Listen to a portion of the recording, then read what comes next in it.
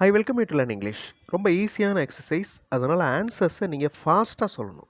நான் பேசுகிறேன், I speak. இப்போ அவர்கள் கிரிக்கெட் பற்றி பேசுகிறார்கள். இந்த பற்றி அப்படிங்கிறத எப்படி இங்கிலீஷில் சொல்லுவோம்? ரொம்ப ஈஸியான வார்த்தை தான். தே ஸ்பீக் அபவுட் கிரிக்கெட். இப்போ நான் அப்படிங்கிறது சிங்குலர், ஒருமை. அந்த ஐ அப்படிங்கிறது இப்போ தே அப்படின்னு மாறி இருக்கு. They speak about cricket. அவர் வேகமாக பேசுகிறார். He speaks fast. ஸோ ஒரே வேர்பு ஸ்பீக். ஹீ அப்படின்ற வார்த்தை, அதாவது சிங்குலர் சப்ஜெக்ட் வர்றப்ப வேர்போட எஸ் சேர்க்குறோம். I speak, they speak about cricket, he speaks fast. So ஒவ்வொரு சென்டென்ஸையும் வீடியோ பாஸ் பண்ணிவிட்டு ஃபாஸ்ட்டாக சொல்கிறதுக்கு ட்ரை பண்ணி பாருங்கள். நான் அங்கே போய் கொண்டிருக்கிறேன். ஐ ஆம் கோயிங் தேர். நாம் அங்கே போய் கொண்டிருக்கிறோம். ஃபாஸ்ட்டாக ஆன்சர் சொல்லணும் அப்படிங்கிறது வார்த்தைகளை வேகமாக உச்சரிக்கணும் அப்படின்னு அர்த்தம் கிடையாது. இந்த சென்டென்ஸ் ஐ ஆம் கோயிங் தேர் அப்படின்னு சொல்கிறப்பவே அடுத்து நாம் அப்படின்னு ப்ளூரலாக மாற்ற போகிறோம் அப்படிங்கிறது உங்களுக்கு தெரியணும். ஸோ ஃபாஸ்ட்டாக அந்த கன்வர்ஷன் இருக்கணும். அப்போ உடனே நீங்கள் அந்த சென்டென்ஸ் தேவையான வார்த்தைகளை கண்டுபிடிக்கணும். ஸோ வேகமாக உச்சரிக்கிறது கிடையாது, ஃபாஸ்ட் கன்வர்ஷன். வீடியோ பாஸ் பண்ணிவிட்டு இந்த சென்டென்ஸை சொல்லுங்கள். நாம் அங்கே போய் கொண்டிருக்கிறோம். வி ஆர் கோயிங் தேர்.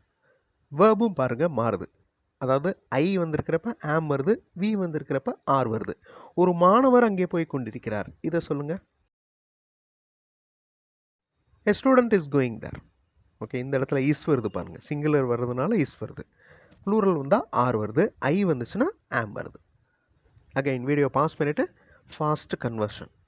நான் நேற்று தூங்கிவிட்டேன். I slept yesterday. அவர்கள் நேற்று தூங்கிவிட்டனர்.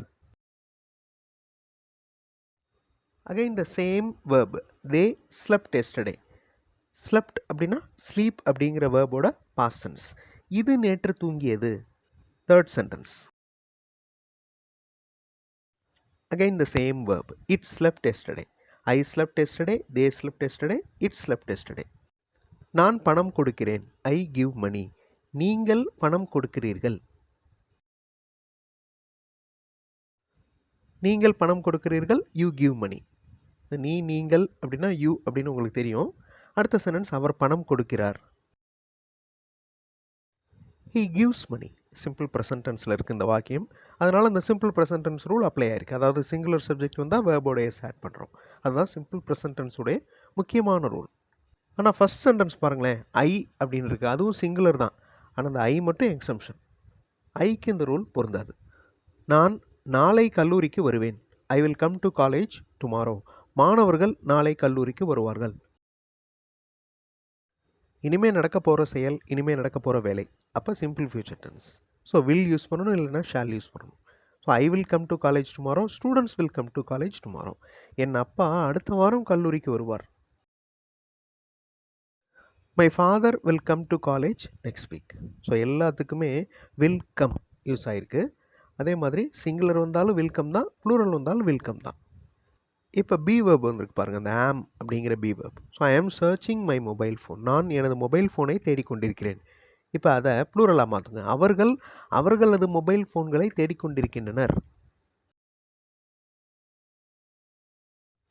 தே are searching their mobile phones. இந்த ப்ரொனவுன்ஸ் எல்லாம் எப்படி மாறுதுன்னு பாருங்கள். மை அப்படிங்கிறது தேர் அப்படின்னு மாறுது. ஆம் அப்படிங்கிற வேர்ப் ஆர் அப்படின்னு மாறுது. ஸோ சிங்குலர் ஐ அப்படிங்கிறது தே அப்படின்னு மாறுது. இப்போ மூணாவது சென்டென்ஸ், அவர் அவரது மொபைல் ஃபோனை தேடிக்கொண்டிருக்கிறார். He is searching. So I am, they are, he is. இதனுடைய டிஃப்ரென்ஸ் உங்களுக்கு ஈஸியாக புரிஞ்சிருக்கும். He is searching his mobile phone. Okay, he is searching his mobile phone. அப்போ ஹீ வந்துச்சுன்னா ஹிஸ், தே வந்துச்சுன்னா தேர், ஐ வந்துச்சுன்னா மை. இந்த ப்ரோனவுன் சேஞ்சை நல்லா நோட் பண்ணிக்கணும். என்னிடம் ஒரு கார் இருக்கிறது. I have a car. எனது நண்பர்களிடம் கார்கள் இருக்கிறது. My friends have cars. So have, has, இந்த ரெண்டு வார்த்தைகளும் கொண்டிருத்தல், வைத்திருத்தல் அப்படின்ற அர்த்தத்தை கொடுக்குது. இப்போ அவரிடம் ஒரு கார் இருக்கிறது. He has a car. So singular இருந்துச்சுன்னா ஹேஸ். இதை தான் நான் ஒரு வீடியோவில் சொல்லியிருப்பேன்.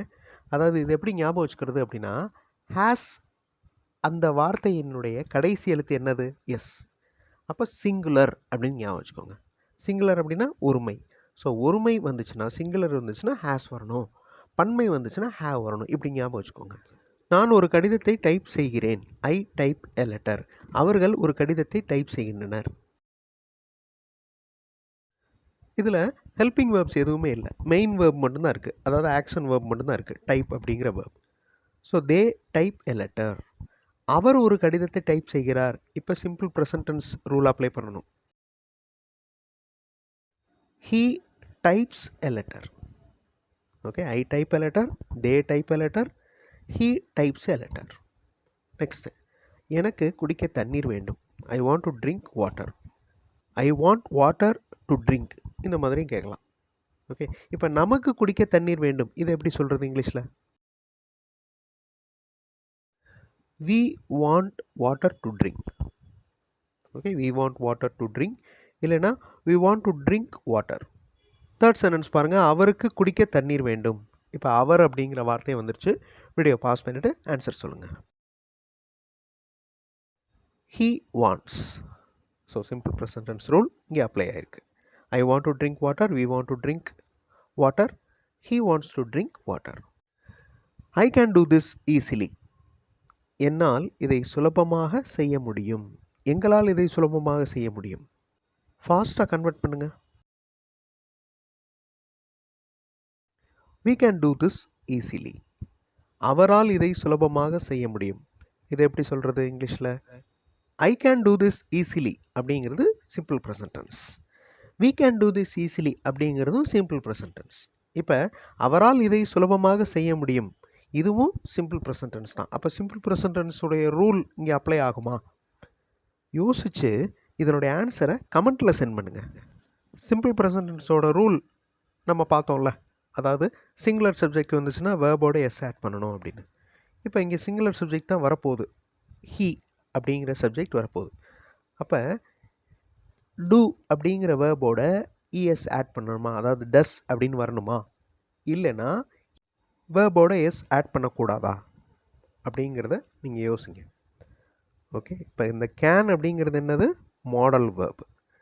இந்த கேன், குட், வுட் இந்த மாதிரி வார்த்தைகள் வர்றப்ப அதுக்கு அடுத்து வர்ற மெயின் வேர்ப், ஆக்ஷன் வேர்போட, அதாவது வேலையை குறிக்கும் வார்த்தையோட இஎஸ் சேர்க்கணுமா? ஓகே, நல்லா அண்டர்ஸ்டாண்ட் பண்ணிக்கோங்க. இதனுடைய ஆன்சரை கமெண்ட்டில் சென்ட் பண்ணுங்கள். ஓகே, கண்டிப்பாக உங்களால் கரெக்டான ஆன்சர் சென்ட் பண்ண முடியும். அடுத்த வீடியோவில் பார்க்கலாம்.